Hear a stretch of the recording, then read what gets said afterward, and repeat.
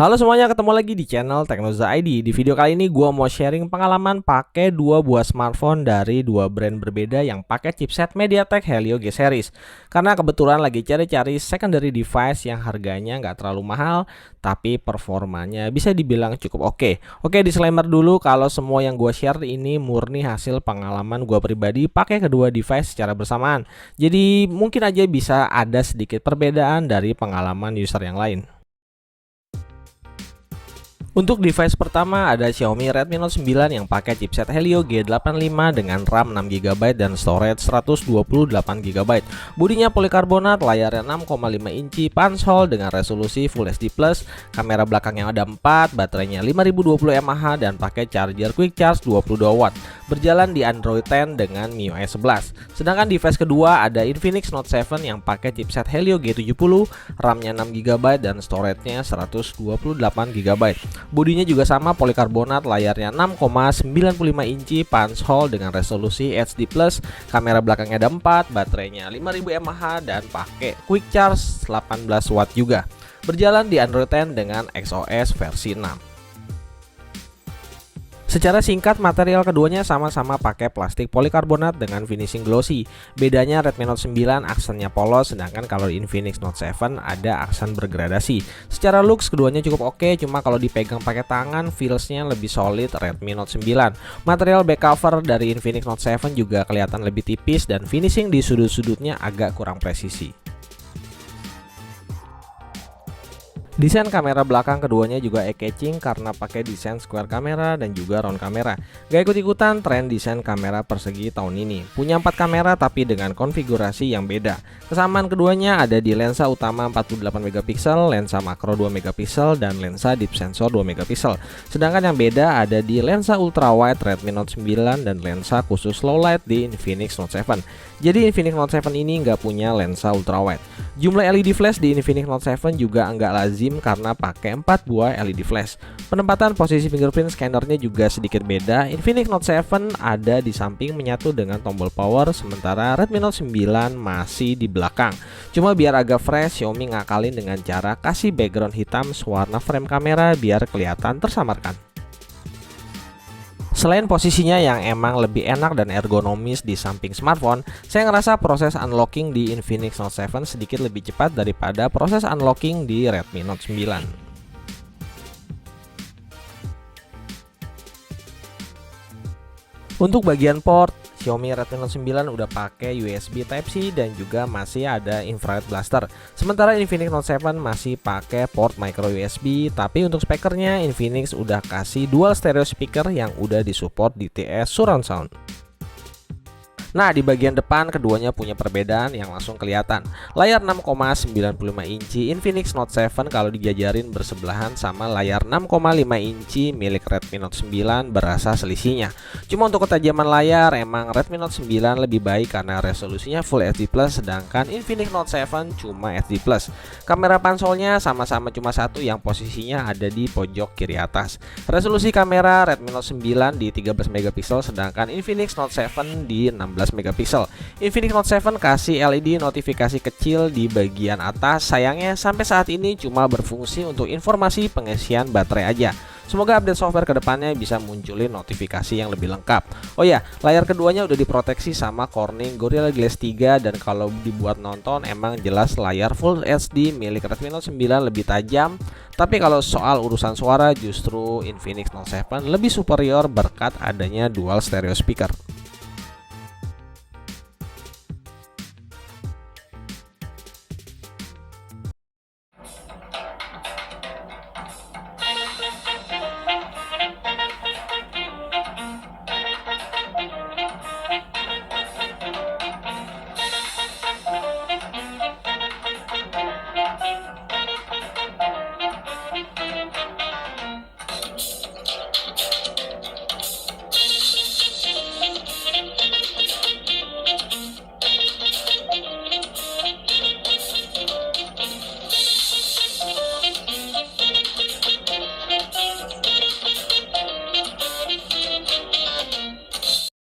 Untuk handling dan grip di tangan, keduanya sama-sama mantap digenggam dengan berat kurang lebih 200 gram. Hanya aja emang dimensi Infinix Note 7 kelewat besar dan lega.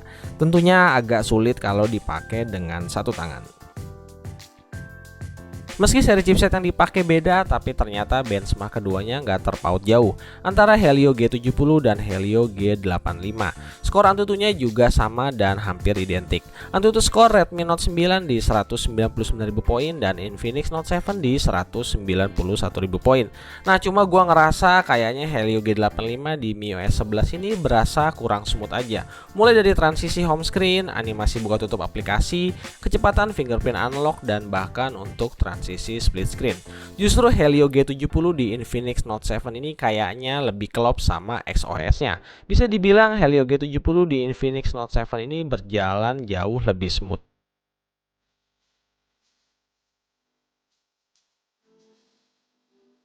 Bugs di Redmi Note 9 ini juga ternyata berlanjut saat gaming test dengan 3 game, yaitu PUBG Mobile, COD Mobile, dan PES 2020. Main PUBG Mobile dengan setting maksimal by default di Smooth Ultra hampir ketemu lagging di sepanjang gameplay. Apalagi kalau di scene yang membutuhkan pergerakan frame dengan cepat.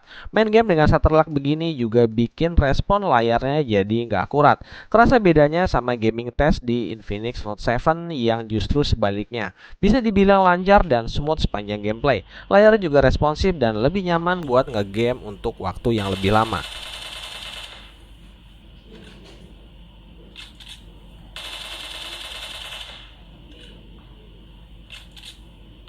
Kedua game berikutnya yaitu Call of Duty Mobile dan Pro Evolution Soccer 2020 juga mengalami hal serupa. Infinix Note 7 lebih terasa smooth dan nyaman digunakan. Beberapa user berasumsi kalau penggunaan layar SD Plus di Infinix Note 7 yang bikin kinerja CPU dan GPU jadi bikin kerja lebih ringan.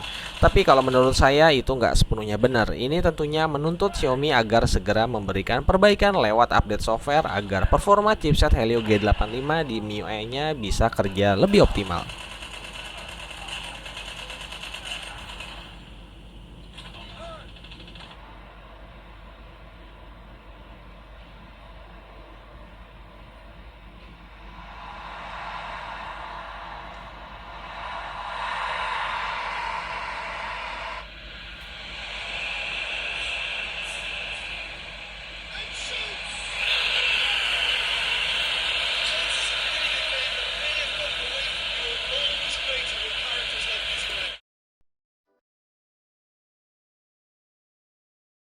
Untuk software kameranya, Xiaomi Redmi Note 9 lebih lengkap karena memiliki mode Pro baik untuk foto maupun video.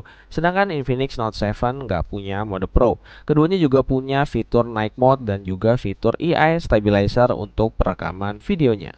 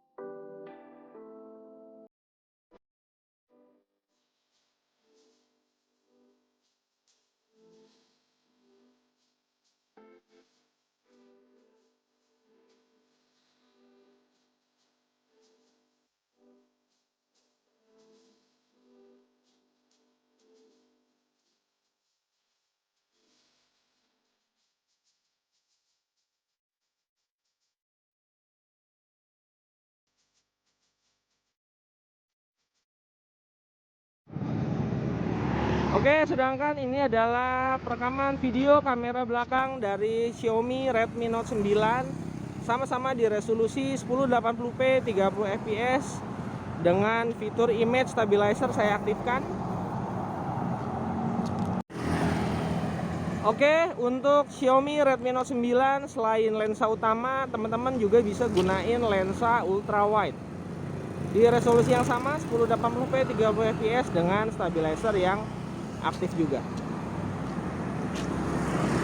Oke, jadi ini dia adalah perekaman video kamera belakang dari Infinix Note 7 di resolusi 1080p 30 fps dengan stabilizer aktif.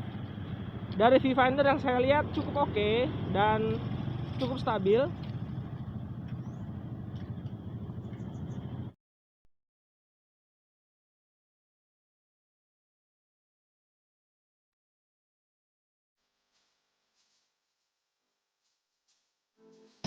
Ya oke, sementara ini adalah perekaman kamera depan dari Xiaomi Redmi Note 9 di resolusi 1080p 30 fps. Sayangnya belum ada fitur stabilizer kamera depannya ya. Oke, sementara ini adalah perekaman video kamera depan dari Infinix Note 7, sama-sama resolusinya 1080p 30 fps dengan fitur stabilizer kamera depannya aktif.